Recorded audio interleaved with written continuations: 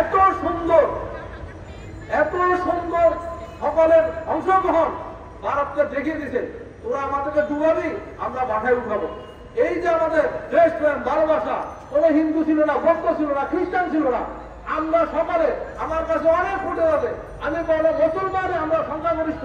আমি প্রথমে প্রাণ দিতে হিন্দুদেরকে দিয়েছি, বললাম যে তারা নিজেরা নিজেকে ছোট মনে করবে, তোমরা পরে আসো। আমরা হিন্দুদেরকে আগে দিচ্ছি।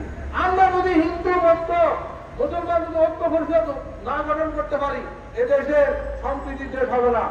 কিছু কতিপয় ভারতীয় দালালদের দ্বারা, ভারতীয় কট্টর দালালদের দ্বারা বাংলাদেশে কি হয়েছে? হিন্দু বৌদ্ধ ঐক্য পরিষদ, খ্রিস্টান ঐক্য পরিষদ, এটা কেন হবে? তার এখানে সম্প্রীতি কোথায়? তারাই আমাদেরকে সম্প্রীতি বন্ধন থেকে দূরে ফেলে দিয়েছে। কেন? এই দেশে তো আমরা চাই নাই, আমরা তো হিন্দু ছাড়া চাই নাই, আমরা তো বৌদ্ধ ছাড়া চাই নাই, আমরা তো খ্রিস্টান ছাড়া চাই নাই। কেন তোমরা হিন্দু বৌদ্ধ খ্রিস্টান ঐক্য পরিষদ করবে? তোমাদের কি আমাদের দেশের কোনো মাথা বা লোক নাই? সব কি মাথা মোটা? কেন তারা এই সংগঠন থাকবে? কেন ইস্কন হবে? কেন ইস্কন দিয়া এই সরকারকে কাল মাথা করে ফেলবে?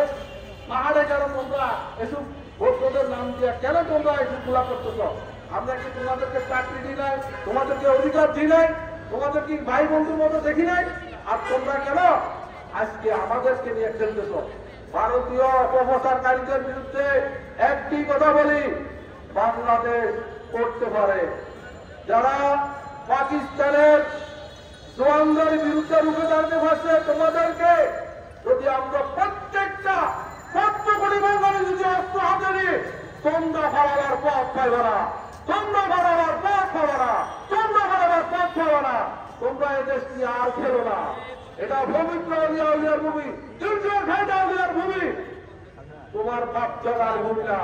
আমাদেরকে হিন্দু বৌদ্ধ মুসলিম খ্রিস্টান সকলেরকে আমরা সুন্দর থাকতে দাও, আমাদের উপরে নাক গলাইও না। আমি গুরু সরকারের প্রতি উদাত্ত আহ্বান জানাই। আমাদের যারা দেশপ্রেমিক জনগণ আছে,